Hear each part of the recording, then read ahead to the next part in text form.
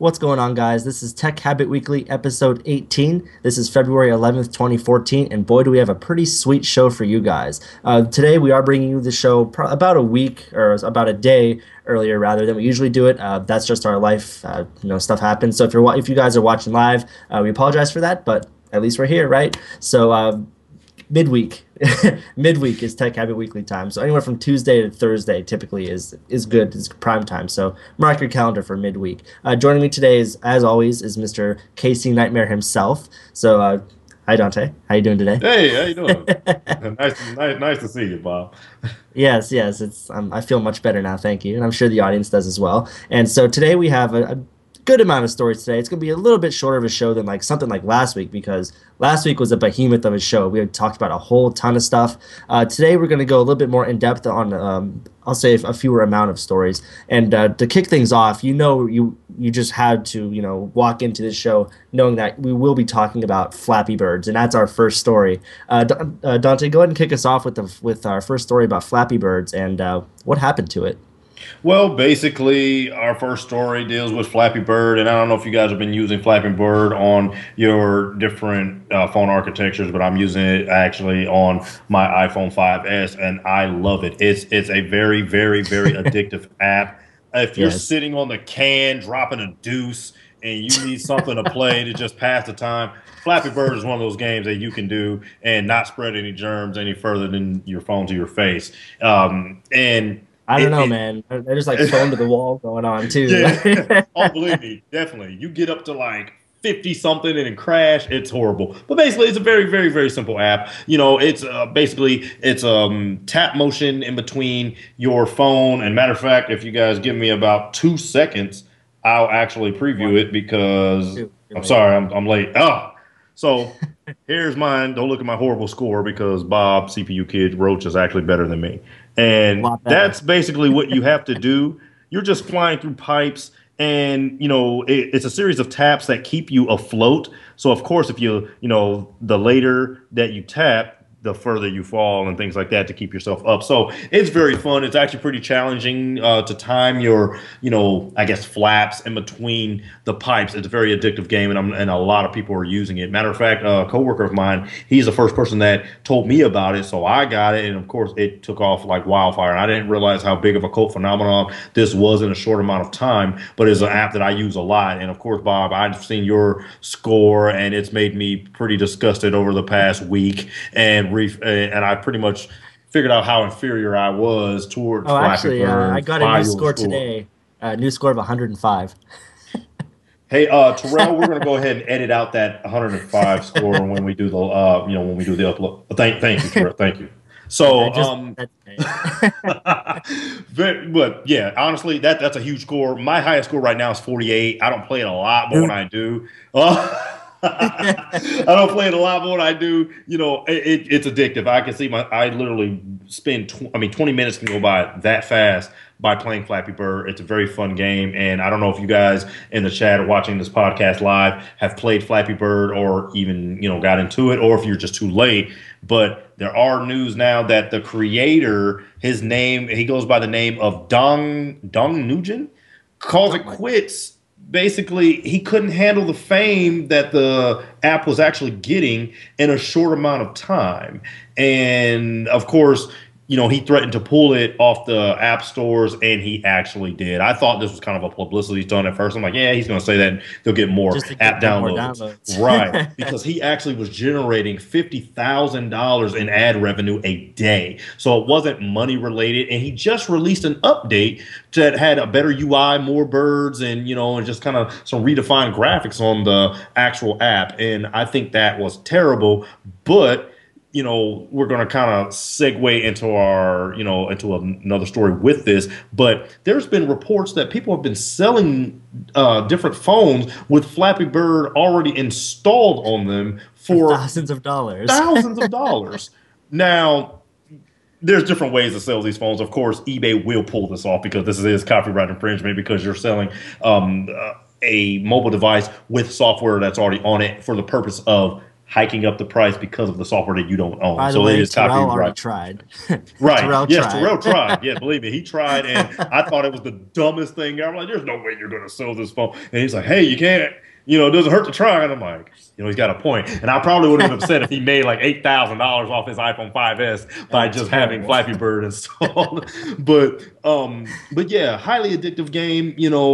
Dozens and dozens of people at work have been talking about it, and they're comparing scores. And like Terrell has been talking about it. I've been talking about it. Of course, Bob's been tweeting about his score, and it is very nice. And I really like the game, and I'm still going to play it because I'm not going to uninstall it. And of course, you can get it back with your iCloud backup if you're using an iPhone. But other people who haven't tried the game yet, it's kind of slim to none to be able to get that game. And if you haven't Actually, already had something it just installed. came out. If you go like even on your phone or even on a computer, if you go to flappybird.io, you can actually play the game like right on your phone. Oh wow, Yeah, someone made it that's like crazy. ported it to a website, and it Wow. runs pretty good too on the phone. The Okay. frame rates are actually like almost as good as the app. It's Nice. surprising. And see, I didn't know that previously. So there is another way to be able to play the game, but of course, with Flappy Bird's success in a short amount of time, there's a ton of imposters. So if you go into the App Store or the Google Play Store or what have you on whatever your phone's platform is, you're going to find a lot of games that are going to be similar to this, like Bird Flappy, Flappy Thing, Bird Fly, Tap Flappy Tap Bird Bird, 2.0. yeah, that type of thing. So there's going to be a lot of imposters to try to jump on that bandwagon of how successful this very, very simple game was. And, I don't know if, Dung Nugent will continue to do anything else because he couldn't handle the fame and the attention that he was getting because of the app. Maybe, I don't know if he's just going to quit everything, but it'd be nice to see them bring it back because in just a short amount of time, it was a very good game. I don't know about you, Bob, but I really, really liked it. And, Yeah, you it's a guys fun leave us a game. comment. Yeah. Yeah, it's definitely a fun game, but I mean, I really don't understand why he took it down. I mean, the point of having an app with an ad in it is to make money, and you would think that he would want that publicity. I mean, I really don't understand. I mean, if I was him and I made a game like Flappy Bird that was stupid simple and made me 50 grand a day, I wouldn't really think twice about it. I would continue living my life. And there's even an article here from I believe it's Techno Buffalo. They made a very good point in that he could just hire a developer or two to keep To releasing an continue update it. every once in a Right. while, and he could just kick back on a beach making thousands of dollars a day. I don't know why you wouldn't do that, even if you make other games to accompany Flappy Bird. I personally, I think there is some kind of like lawsuit or something involved, even though he specifically said that that wasn't the case. The artwork is very, very similar to that of Mario with the green tubes. Even the little bird itself was like it's like half and half. I think like the lips and the eyes are just like the little fish that are found in the Super Mario game. The artwork is extremely similar, so I wouldn't be surprised if he is in some kind of a legal problem, even though he said he wasn't. Because I think 50 grand a day is just too good to be true to start to feel like you have too much publicity to take down your app. I really don't understand this. I mean, do you have any other conspiracy theories, Dante?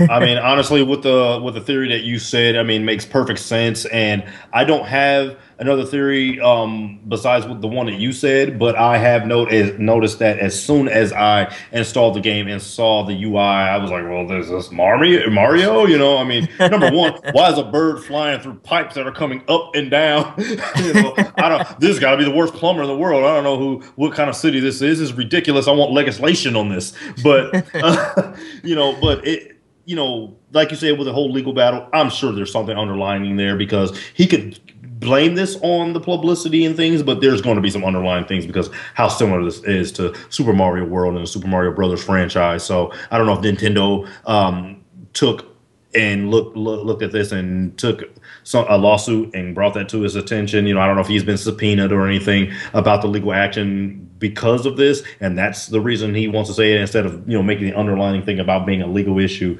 But yeah, definitely, it looks very, very similar, and great game. I'm still going to play it because I Oh have it on my phone, so yeah. it's a good deal. I'm coming after you, Bob. So 100 and what do you have? 105. 105. Yeah, I'm going to try to smash that by this weekend. So I mean, I'm really not that concerned about it. I've already forgot that you even said anything about it. I'm not really wow. worried. I'm just thinking Nice. about Miley Cyrus's upcoming concert that I already have front row tickets to. So, moving on. To be the Moving on first to our death next story. at a concert live on Tech Habit Weekly, by the way. Yeah, let us know what you guys think about Flappy Bird in the comments down below. Do you think there is some kind of crazy legal problem that we just don't know about, or that he's I guess lying about because he said that it really wasn't anything like that? I don't know. Me personally, I just think there's something fishy there. But like I said, let us know down below in the comments. That's all for Flappy Bird, we promise. We're moving on to the next story, which is about Apple. Big surprise, I know. There's actually been there's some hints towards some new Apple TV hardware found. So Dante, go ahead and tell us a little bit about that. What kind of evidence is there? Basically, there's been some evidence found, and new Apple TV hardware references have been found into being appearing into iOS 7 builds. And basically, as a report says, it says that last fall that a revamped Apple TV set top box was in the works, and that we had learned earlier this year that the new box would likely be introduced in the first half of 2014. And sources at the time said the new model would be redesigned, at least on the inside, and would sport new content, perhaps a true App Store or gaming functionality. Now, there's something down in the com.apple AirTune, AirTune plist file that shows Apple TV 4.1, which is Apple TV that's not currently out yet, because the third generation Apple TV is Apple TV 3.1 for the 1080p HD model. And so last time we saw something like this leak and was hidden inside the iOS, it actually came about, and that was with the biometric scanner with the iPhone 5S. So with this, of course, it's time for them to come out with a new Apple TV, and I feel like this is very legit information here. And of course, with them being able to have a legit app store, if that's going to happen, that would be huge, because it's going to basically put a more emphasis on gaming. Because yes, you can AirPlay your games and mirror your display to your Apple TV, and it comes up, and I have done it upstairs on in my living room television, and it comes up in full 1080p. But the problem is the latency. Sometimes playing a really high res games such as like maybe Infinity Blade or something like that, it lags, and I'm like, okay, well, I don't know if this is a problem in between my network. I don't think so. I have a decent internet connection speed through my ISP at home, and if they were able to, put a more emphasis on this, I'm sure third-party developers would love to come up with just Apple TV apps that you could play either with your iPhone and other touch devices right on your screen. I mean, it'd be very fun, because I played Asphalt 8. That's just one of those games I play. It's really addictive, Yep. and it's a race car game, and I love being able to look at my screen and turn the wheel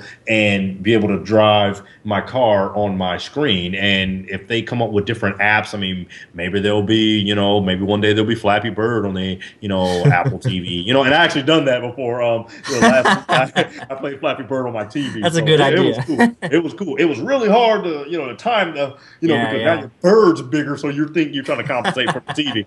But anywho, I mean, I think this will be really good. I mean, especially if the hardware matches up and packs the punch that we have maybe with the iPhone 5S and with the current architecture and 64-bit processing that they've been bringing into our phones and our mobile devices, such as our new Retina iPad minis and the new iPad, to your Apple TV to help try to power these games, and maybe that'll slow down some of that latency and be able to be something that's going to be very, very, very nice and intuitive to be able to play on your iDevices, because most people who have an Apple TV have another iDevice, and there's been a statistic that they've shown that most people that have done that, they can just use their phones or their iPod touches as game controllers and things like that. And I'm sure they'll make it to where you can use your actual Apple TV remote as a controller as well, but it'd be better to use your actual UI on your actual touchscreen device for this. But I can't wait for it to happen, because being an owner of an Apple TV myself, I like to play games through my iPhone and be able to AirPlay mirror my games like Infinity Blade and GTA 3 and things like that onto my actual Apple TV. But one has to beg the question, why is Apple taking so long, Bob? It's been it's been over a year since the Apple TV. If not two. Right. Yeah, I'm sure it's closer to 2 years since the Apple TV 1080p third generation has come out. And I don't know if there's going to be some architectural designs changes because we have a different 2013 Mac Pro that's completely different from the cheese grater architecture like the one that I currently own. And then also you got to think about something like the MacBook Airline or something. So are they going to try to maybe streamline this and make this into something that's very thin? I mean, could we see an Apple TV that's just maybe as thin as this trackpad? I'm not sure. I'm sure they have the technology and the know-how to do it, but one's a beg to differ. I don't know if there's something to figure out. Well, how is it going to pump maybe 4K? Because of course they need to have something that's going to be more geared towards the future. And 4K is such a big thing right now. Is the big talks of all the big YouTubers and tech blogs and tech enthusiasts right now is 4K support. So I'm thinking they're trying to basically put enough specs in between the Apple TV, and maybe the cost is a problem. Maybe they're trying to pump up the specs and give us more storage for maybe, like we said about the App Store and things like that, but try to keep the cost down as much as possible so consumers will still want to buy this media streamer for $99. And, even if they have to hike the price just a little bit and I'm getting a lot more out of my Apple TV, I'm still going to be an avid customer and pay for a new Apple TV. So what do you guys think? You guys think that Apple's trying to streamline this and make something that's completely different, or is it going to be the same hockey puck with just different internals? And what do you think of some of the other reasons of why maybe they've been taking this long in general? So just leave us a comment down on the comments below. I mean, me personally, just before we move on, I think they would probably just keep the same form factor, especially if it does have to pump something like 4K. They're not going to, take the effort to make it really skinny because ventilation's a huge concern. There's going to need to be some crazy graphics in there to pump 4K video to a 4K screen. There's going to be a lot of processor power, a lot of GPU power. It's going to be pretty powerful, and the technology, making the progression that it will, I think they can probably still keep it in the same, hockey puck form factor. I don't think they would waste engineering and resources in getting it really trackpad thin like that. But I do think that they'll just keep that same form factor and make sure that it can actually, pump that bandwidth through it. So that's just personally what I think. But as Dante said, let us know what you guys think down below in the comments, where you think they will give a dramatic redesign, because the design has been the same for a very long time. And as Dante said, just this past year with the whole Mac Pro, they completely redesigned it. And so, but even though, granted, that cheese grater design really has been around since the G5, which was what, 2005. So I mean, Apple. Yeah, I think it was 2005. But I mean, if Apple finds a design that they really like and that really works for them, they're going to hold on to it. Look how long the iMac has been around. So if you're just being a little set-top box that goes in front of your TV, I think they're going to keep the design. I really don't see it going anywhere, but I like to be surprised. So that's just me personally. But let us know what you think down below in the comments about the new and upcoming Apple TV. Moving on, we have some gaming news, and that's something that we honestly don't talk about all that often here. Me personally, I'm not an avid gamer. As long as I have my GTA 5, I'm a pretty happy guy. I don't even have a PS4, so PS3 with GTA 5 makes me a very happy guy. But what we're going to talk about today is something that could even, make me kind of question my whole GTA romance, I'll call it, a bromance rather. Watch Dogs finally has a somewhat release date, sometime between April and June. Now, Dante, have you seen anything about this Watch Dogs game? I have seen plenty of things about Watch Dogs, and I've been one of those guys that, I'm such a tech junkie, a tech geek, that having something with this type of game, and I don't know if you guys really know what this game is about, but basically it's like technological espionage where you're a guy that's basically brought out into the city and you can use your mobile device to hack a bunch of different objects and people, and you can see information and do things, different missions and things. And it's kind of GTA 5-esque as far as like the aspect of things. And Sandbox. It looks very, very, very nice. And just like Bob said, sandbox architecture. You can free roam in between the city and do various missions, side missions, or just free roam, steal cars, and do things like that. What you want, when you want. Right. And it is How you very want. nice. And all the trailers and things that they've shown as of late have just, it makes any tech person just drool, because this is something that you've always wanted to do inside of a game, and being able to use your mobile device as almost the most powerful weapon in the game to open locks and and decrypt passwords and things like that, and get information about people, even their salary, their date of birth, and where they live, and different things like that. It is very, very nice to basically have like a hacker thrown out into the world and be able to wreak havoc on that particular environment. Is very, very nice. But the developers and designers at Ubisoft is finally going to try to have a release date for this, and it seems like the release date keeps getting pushed back and back and back and back. And of course, it's going to make some of the gamers mad and very upset about that, because I've been waiting for this particular game for a long time. And I have an Xbox 360, and I'm, like you said, I'm not really an avid gamer, but there are a few games that I do play that mean a lot to me. That just basically, I'm more of a leisure gamer. I like to just play games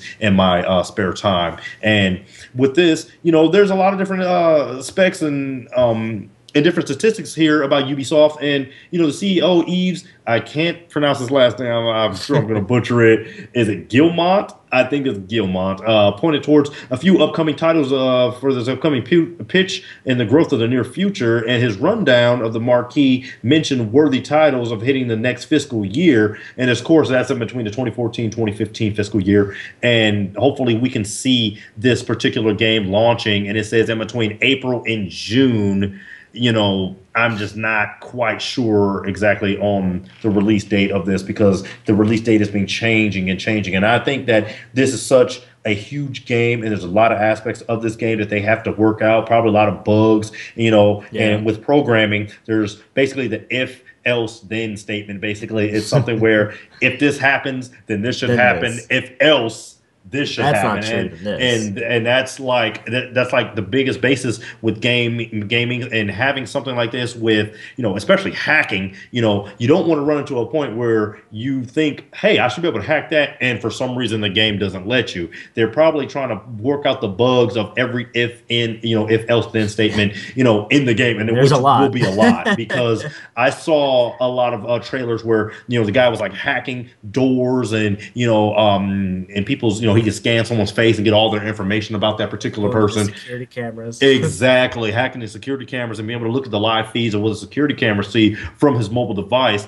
And I'm sure there's a lot of different things that they have to work out as far as the bugs into making that work, because especially being able to go into a sandbox environment and have all those different, NPCs, which are non-playable characters, walking around in your environment and being able to scan them. I mean, I'm sure there's a lot of bugs, because I'm sure there's a lot of stuff going on your UI to figure out, okay, you're scanning this lady, scan this lady. What about this guy? What about this guy? What about this car? What about this lock? What about this door? So I'm sure there's a lot of things they're trying to have to, they have to work out as the player is walking around his environment, to make it more usable for the actual player yourself, because I would get kind of annoying if you're walking around and everything is just bleeping in front of you, and that would take up a lot of your screen real estate, especially with a lot of games going to basically a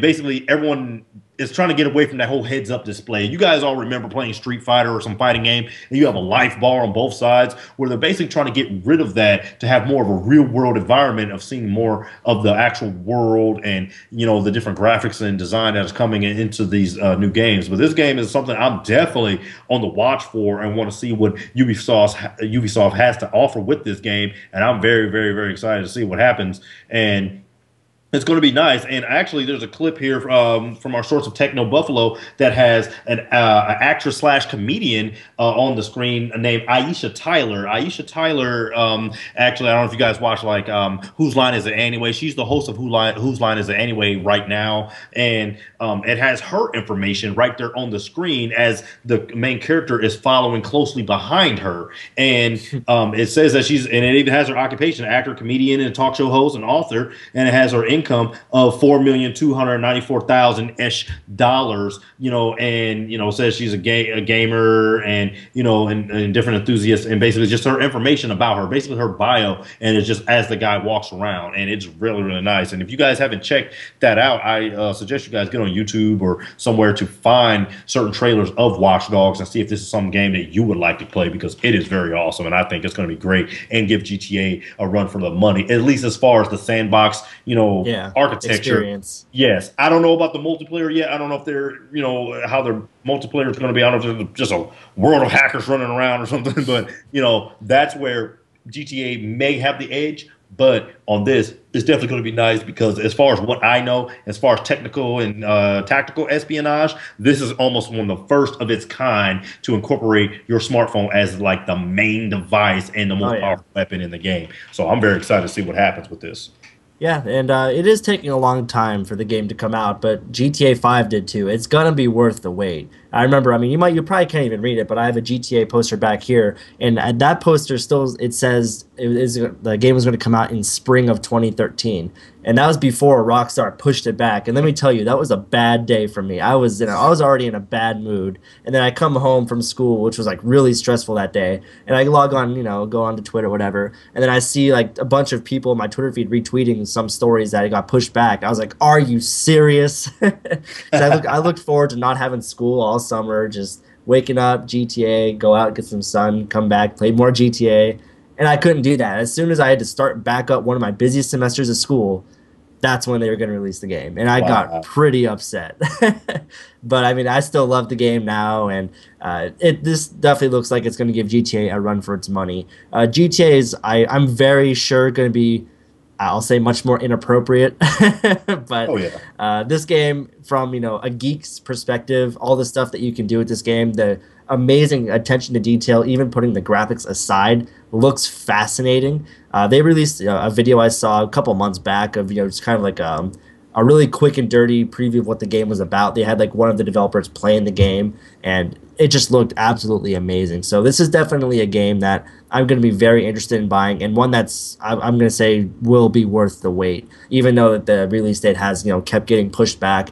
And that's another thing too with the programming. They aren't writing this game, at least I don't think so. But if at all, for the PC, they're restricted to a game console, and therefore they're restricted to a specific set of hardware. So all those if statements we're talking about, they have to make sure that all of what's going on there can actually run on what the hardware that's given to them. Users can't just open up their PS3 and put a new graphics card in there. I mean, we don't have that freedom in the console games, so they really have to. It takes a lot more engineering to make these kind of games possible on X hardware and nothing else. So I'm sure all the engineering of all that stuff going on at one time is what's causing the delay for this game. But better late than never. I say bring it on. And I don't buy many video games at all. GTA is probably the first game that I bought for myself in, I'd say, a year or two. And I think this will be another one, like one of those rare instances that I actually buy a video game. And even that, I probably won't have much time to play. But I'll buy it anyway just because of how good it looks. And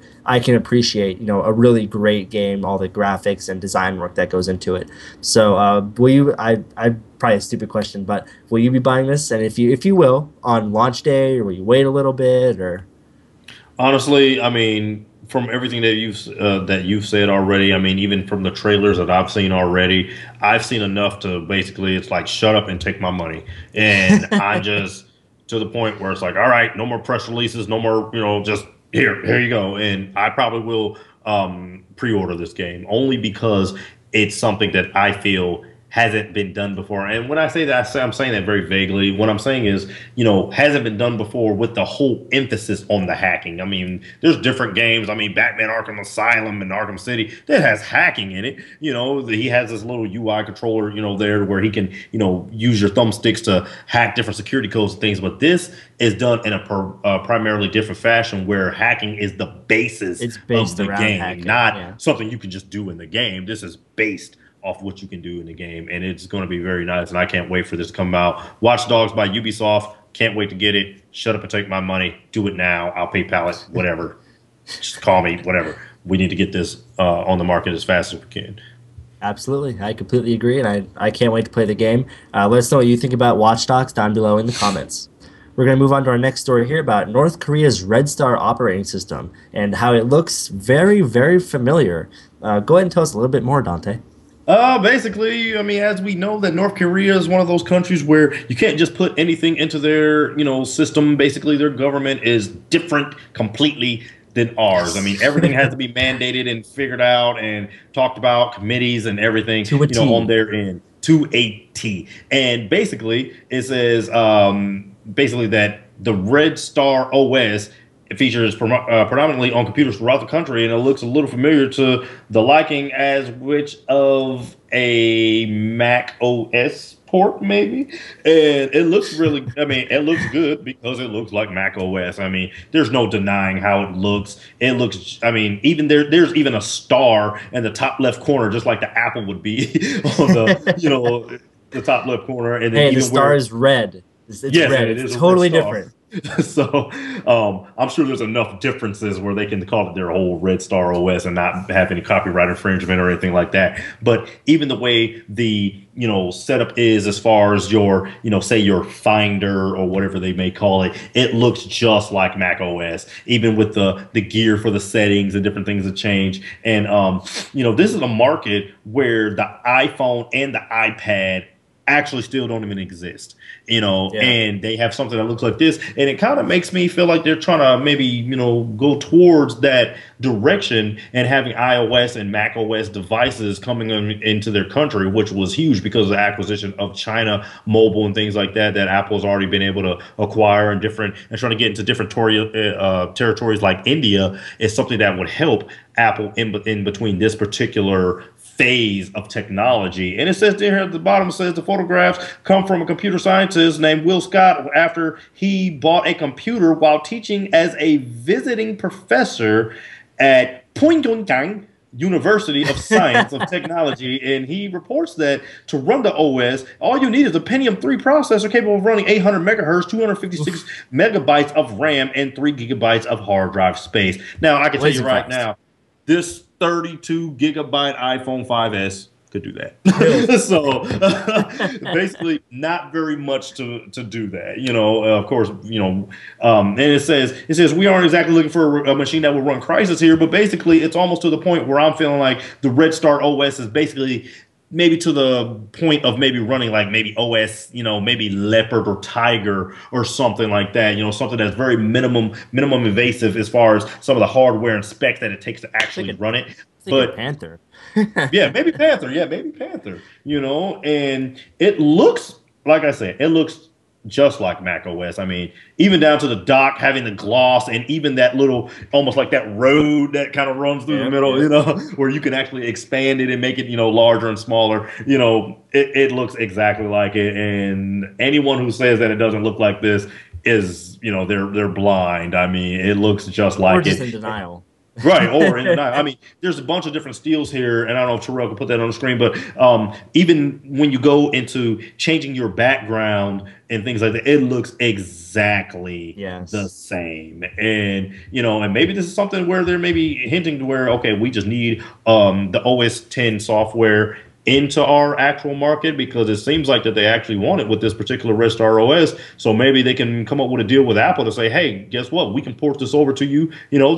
Of course, there's different language packs and everything that's already built in the OS 10, so it would run perfectly, and it is nice that it does run on, very minimum software and hardware, but, to have the full spec of everything, you got to realize every user, they aren't the same. They say that, this OS wasn't meant to drive, Crysis 3, but I'm sure there's somebody in North Korea that wants to play Crysis 3. So you have to have the OS and the hardware to be able to support that. So I think they should just basically come up with a deal with Apple. I'm sure they can come up with something and say, hey, this is what we want regulated into our government, and you guys need to just go ahead and do it full blown, just like China Mobile did with the acquisition of the iPhone. So I think it's a good deal because it shows that, hey, it looks like people kind of like this architecture and the way this is designed. And coming from a person that wasn't a Mac user just a few years ago, that's huge, because I was Windows all day long, AMD all day long. Now I'm Intel and Mac OS.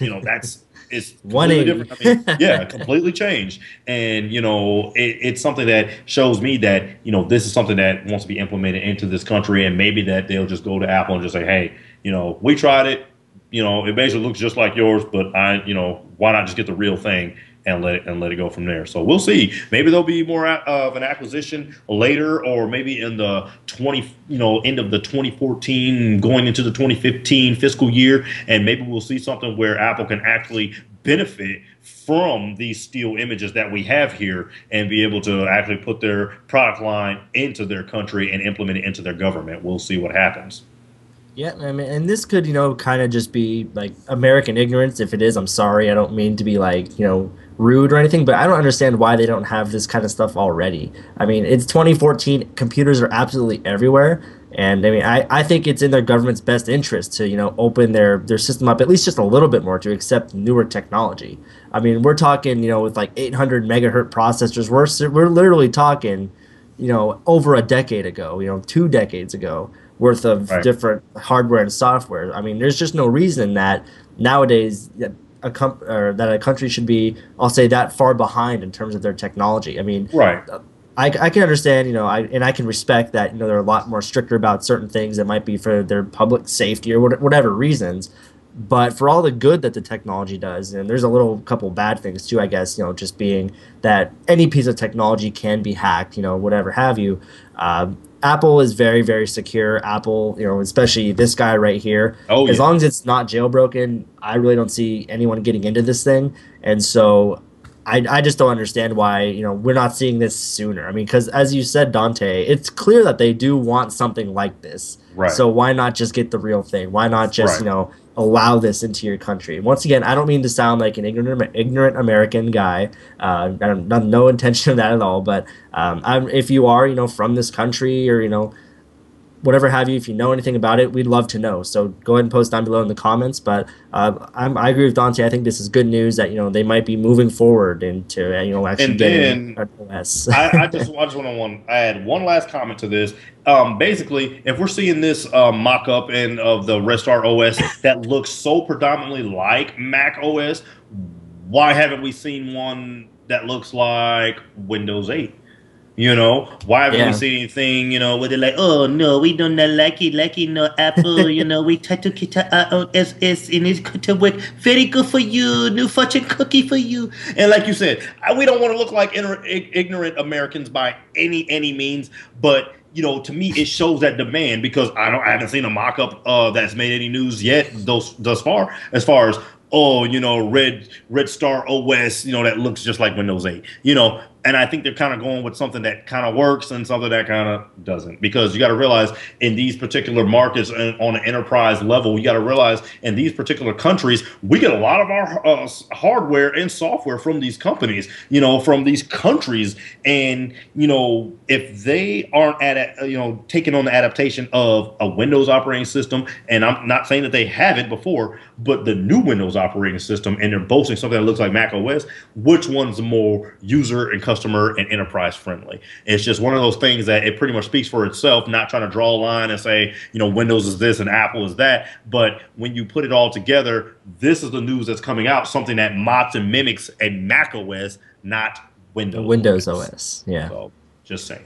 Yeah, very good point. They're gonna imitate what they like. I mean, imitation is the sincerest form of flattery, as the saying goes. So Yes. they prefer some kind of a Unix based OS rather than a Windows based OS. So I guess we'll just have to see what ends up happening. Maybe that something will happen even later this year. I doubt it, but you'll never know. So be sure to let us know what you think about this down below in the comments. And getting right into our last story here, we have a rumor roundup of some iWatch rumors. Now, we've heard things in the past couple weeks about Apple buying or fitness companies, or at least being more fitness focused. They've been filing patents, all kinds of stuff. So, Dante, do you think that we will end up seeing an iWatch? And if you think so, what do you think that it'd be all about? I think it's just a matter of time. I think eventually we will see an iWatch. I'm not sure if it will be called the iWatch, but we call it the iWatch because we really don't have anything to call it yet. And we've been seeing that Apple has been buying different patents of different type of like bendable LED screens and things like that. Just get patents over these things. So I don't think any company would just buy patents to not do anything with them. So of course it's coming. I mean, things like the Pebble Watch and the Galaxy Gear and things like that that are already out. I think that Apple is doing a smart thing right now because this is, very new to have wearable tech like that. So maybe let all the other guys kind of go out there and flood the market and make some mistakes, and then they can learn from the mistakes. Because it shows here that Apple's been teaming up with a bunch of designers, even fitness and fashion designers, to figure out what's the best way to critique this iWatch into their architecture, their line of iDevices. I think it's actually going to be good. I think that hopefully when this does come out, or when or if it comes out, that they fix some of the problems that maybe the Galaxy Gear and Pebble Watch and things like that, because there is a dying breed of wearable tech. Look, there's no watch. So how can you get a market that stopped wearing watches and things on their wrists to start wearing them again? And some mass of the reports, quantities. you're right, in mass quantities, because you won't. Why make something that's not going to make money? They're not out to make anything that's only going to have a specific niche market. There you go. And with something like this, you have to bring me something that I can't do on this. That's the thing. Most people are running or jogging or driving or whatever with their smartphones. And yes, I understand that maybe, I don't know, maybe there'd be some sort of Bluetooth technology to where you can make a phone call or something and just have maybe a Bluetooth earpiece or something and walk and, and jog and whatnot. And maybe that will be a lot better than having a clunky, smartphone when you're running. Because if you think about it, most people that are fitness runners and things like that, and I'll just say with the female market, are more likely going to be wearing yoga pants or, running shorts and things like that. That probably doesn't have any pockets. And so I don't know if they're going to start running around with fanny packs and things like that to carry their phone, their wallets and things like that. But if it's something like that, like some of the pictures that we have here with, it's almost like a wearable, almost like a bracelet almost, and not so much as a watch, and that has an LED screen on it, I think it would be nice. One of the things that I see with some of the mock-ups is some of the adaptations of the Nike Plus app, and, of course, having, Siri and, voice dictation and things like that. But the only thing I want to know how it's going to work is because everyone likes to run with their music or work out with their music. How are they going to do that? I'm sure it's going to have some sort of internal storage or something like that, but what are you going to do? Take your headphones and plug it into that thing, and now you're running with a cord, swinging, almost like how they did with a while back the iPod Shuffle, where they had it as like a wearable watch band that you can get as a separate accessory. But I mean, it still was a shuffle, so you still had to plug your iPod Nano, that you had to plug into your headphone jack via the Nano's, headphone jack. Now, with something like that, it seems great, until I know everything about it, because how large the screen is going to be, how heavy it's going to be, what are all the features? Because if it's just going to be a dumbed down version of an iOS device, I don't think it's going to work very well, because people have to make sure that this is something that they would buy and be at a price point that makes up for maybe the lack of services and things that are going to be on this particular watch. Now, Bob, would you wear something like this? And do you work out? Do you run or something? And if you do, would this be something that you would be interested in buying? Really, it depends on two things. Number one is going to be obviously the price, and number two is entirely based on what it does. I mean, if it's literally just for fitness, it's probably not something I'm going to be interested in. I mean, we have already Nike Fuel Bands and things like that, and granted, they're not full-on solutions that you can plug your music into and stream to Bluetooth headsets or anything. But honestly, with how busy I am between school and work and everything, I don't have time to go to a gym or anything. And I mean, even if I did, honestly, I'd probably rather just kind of stay home in a little bit of free time that I do have. So me personally, I probably wouldn't buy it if it was absolutely 100% geared towards fitness. But if maybe fitness was a big component of it, but it also did X, Y, and Z, I'd have much more of an incentive to buy it then. I mean, I would actually go to an Apple store or something and actually consider it, try it out and see what it does, see how easily it can pair to my phone or what it can do on its own.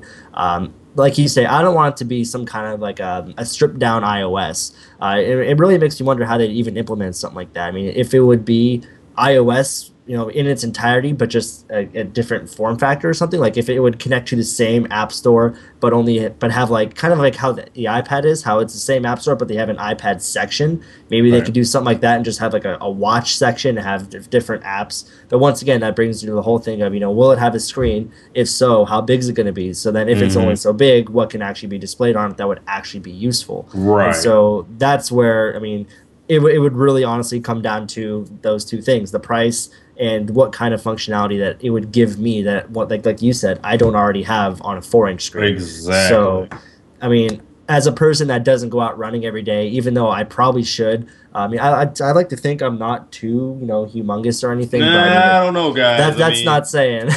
below that desk, the thing that you guys don't see is the Hackintosh juice gut of Bob CPU Kid Roach. We actually have a nickname for him at Tech Habit Weekly, and it's Bob Fatso Kid Roach. So you guys don't see him because he Screw doesn't you really guys, come I'm up going home. above above the desk. But he is a grotesque, huge individual that you guys only see from the chest up. No, Yes, this but all camera's at joking. this line for a reason.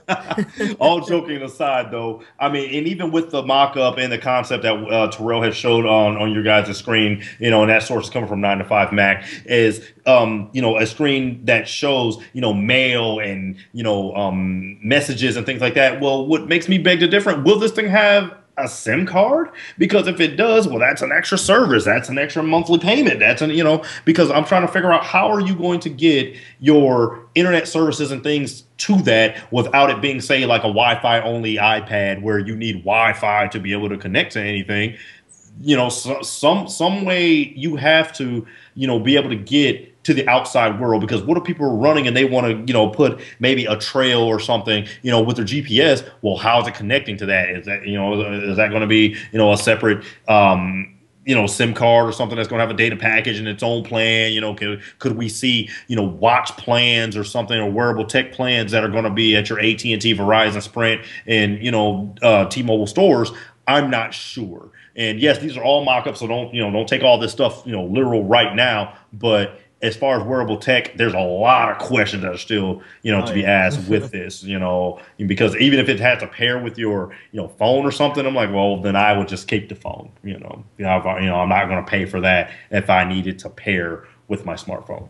Yeah, even if it does come out, I find it hard to picture the Apple event that it comes out with and how they're gonna demo these kinds of things. It would be a very weird Apple event, and this is something like they've never done before. So they are gonna make a big deal about it if it does come out. They're not gonna be like, oh yeah, go to the Apple Store, we have a new watch on there. Yeah. Like they're gonna hype it up. They're gonna do a keynote so that the world can see it, because we all know how much coverage those things get. And so it'd be an interesting keynote to watch. So I have my doubts, but there are a lot of people that would be wanting something like this. People that do go running every day and don't want to have to carry their $400 or even like $700 without a contract phone on them and risk breaking it. I think there is definitely a market for wearable technology. Me personally, not huge on it. It entirely depend on, once again, those two things. But Dante, if this did come out and say it was, I don't know, 199, and it actually had a fairly decent feature set, maybe a couple other things other than just fitness, is it something that you would buy? No, death to me, kill myself tonight would happen. Like you said, and it's just me. I mean, other people out there, maybe listening to this podcast or on YouTube, watching. Maybe you guys are just a little more into fitness more than I am, but something like that, I just wouldn't do it. Only because I have 32 gigs of storage in a built-in iPod here. I can, put into an armband and take off running, and it's good to go. But wearable tech, as of right now, we've gone so far away from it to try to pull it back. That's Yeah. like a brand new iOS yo-yo or something coming out. It's like, you know, Huh? you know, it's really risky, and luckily they're not the only ones. They're not the only ones doing this or anything. Of course, like I said, with the Galaxy Gear and the Pebble Watch and things like that. And those are just the ones I'm mentioning. Some of the bigger ones. There's plenty of imposters trying to jump Oh on yeah. that bandwagon just to see if they can get something into that market. But with this, for me, in just my personal opinion, no way. It has to be something that's like, oh my gosh, I got to get that because that's only on the watch. That type of thing. But if it's just going to bring me, like you said, a stripped down version of iOS, not me. Yeah. I completely agree. It's not something I'd spend even $59 on. I mean, if it is something that we envision it to be, it's just something that I have no interest in. I mean, even if it was given to me, I'd be like, thanks. Just go on Yeah. like for like decoration or something. Like I probably wouldn't wear it. I've never been a fan of watches. I mean, I just don't like things on my wrist. So it would have to offer a crazy amount of really cool functionality for me to wear something on my watch 24/7, or at least during the day, and then maybe charge it at night or something. But whatever the case is for you personally, let us know down below in the comments if you'd kill to have some of this fitness technology, or maybe your idea of how it would integrate with 3G or LTE or your phone or anything like that. Be sure to let us know down below in the comments. And now that brings us to the sweetest part of the show. This is the show that you're going to have to schedule a dentist appointment tomorrow because you have cavities, because this is the sweetest part of the show, the tech treats. Dante, go ahead and kick us off with the tech treat. Yes, Bob, and like you said, the sweetest part of the show is our tech treat. Honestly, I if before you get on this podcast and look at everything that we're going to do, I advise you to check with your doctor because our tech treats are so sweet you go into a diabetic coma. So, with our tech treat, I have one today, and it's actually a Windows-based tech treat. So don't, What? no Apple fanboyism I'm here. out of here. It's all about tech. It's all about tech. That's all we care about. But our very nice friends over at Josh Sale Softwares comes out with a Zotac Win USB maker, and the only reason why I'm bringing this up to you guys because I just recently used this to make a USB bootable flash drive of Windows 8.1. It works very, very well. It's a very quick drag and drop. If you already have like the ISO file already downloaded, however you get it.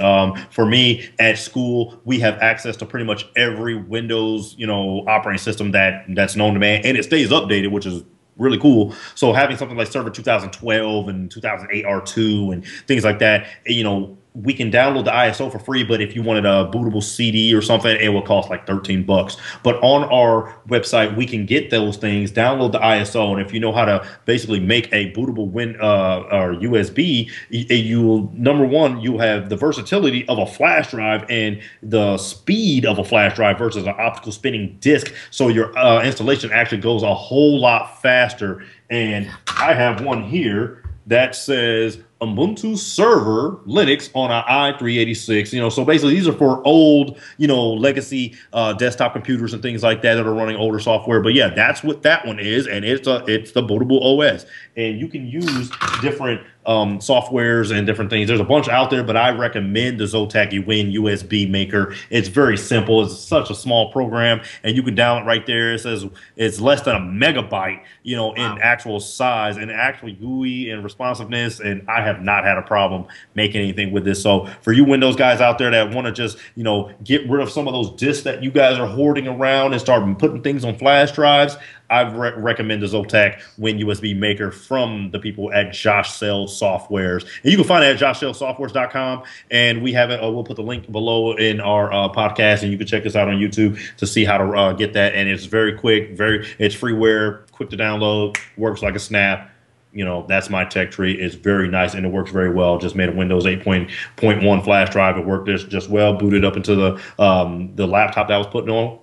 It was good to go. Nice. Awesome. Worked very good. So I would have loved to have one of those just a little bit ago. I had to restore my dad's Windows computer. My dad's like diehard Windows. I mean, he's a bit older. He's not going to want to switch into a whole new operating system now. So he's just going to be using Windows forever. So yeah. I recently had to reinstall Windows for him because he got bit with some kind of a bug. So I would have loved to have that. So especially for such a small download and the convenience that it does bring. It's just such a simple utility. There's no reason to not at least check it out. So if you ever find yourself wanting to get, like Dante said, get rid of some disks and make installation a lot easier, things like that, absolutely check it out. Very good tech treat. I'll definitely be checking that out after the show. My tech treat is something that I didn't even know. Like, this didn't exist here last week. And if you know anything about me, I absolutely hate printers. Every single printer that my parents have ever bought and had in their house, it's been terrible. It's been really hard to get it working on the wireless network. Even when it's plugged in via USB, the printer heads always get stuck and paper gets jammed. They're just terrible all the time. But lately, I've been needing to print a ton of stuff, and honestly, I've been printing everything that I need to print at school. Like I'd make a trip, like, oh, I need to print off that RMA label. All right, drive to school, get in the car, and go use the school's printers because I just did not want to buy a printer because they're just full of headaches. And so eventually I just got sick of that because lately I've been doing client builds and shipping stuff back and forth to different people. And I just want to be able to make labels and stuff right from home. So I broke down and I bought it's a Canon Pixma, Pixma, kind of blanked on the name there, Pixma MX452. And I have to say that I've been nothing but sheer impressed with this thing. I bought it off Amazon, by the way. It's about $80. It's complete printer, scan, fax, the whole 9 yards. And I literally plugged it in the wall. I clicked the button on my router so that the printer would connect to my wireless, and that was it. It comes with a driver disc. It comes with a USB cable. I've yet to open either of them. In OS 10, I just go to my printer settings. I clicked add, and there was the printer. It configured itself automaticacally. Even now from my iOS device, it had AirPrint. I literally had to do nothing. And even through Parallels Desktop, I'm running Windows 7 on my Hackintosh here. Even Parallels sees the printer perfectly fine without any drivers, nothing. So my MacBook is connected to it. Once again, no drivers needed at all. So this thing, and I actually pulled it up here. This is like actually a pretty big printer. But it's a very simple design, very straightforward design. It has a nice little display on the front. Once again, print, scan, fax, the whole 9 yards. And I mean, for $80, this is the absolute best printer that I've ever, had the pleasure of using. The ink prices, from what I've seen, are very inexpensive, and it actually does print pretty quick. And the biggest thing was the no setup thing. I was really hating, in my past, to have to put in driver discs or go to the driver hunting on on Canon's website or HP's website, download that, restart your computer. None of that here. So they've come a long way with printers, and that's just something that really impressed me this past week. So that's my tech treat. If you're at all looking for a printer, I can highly recommend the Canon Pixma MX452 printer. So that's my tech treat. If you're at all looking for a printer, absolutely 5 out of 5 so far. I've only had it for a couple days, mind you, but everything I've needed to print, it's been wireless, it's been quick, and it's been no hassle at all. So absolutely recommended. And we're going to end the show right there on a good note. Thank you guys very much for watching. Dontae, thank you for joining me once again, sir, keeping us all entertained here with your craziness and your tech treats. Go ahead and tell these fine gentlemen, and there's no ladies watching. I'm not even going to kid myself. Go ahead and tell them where they can find you. Oh, best place to find me as one place for apple.com and at twitter.com at KC Nightmare.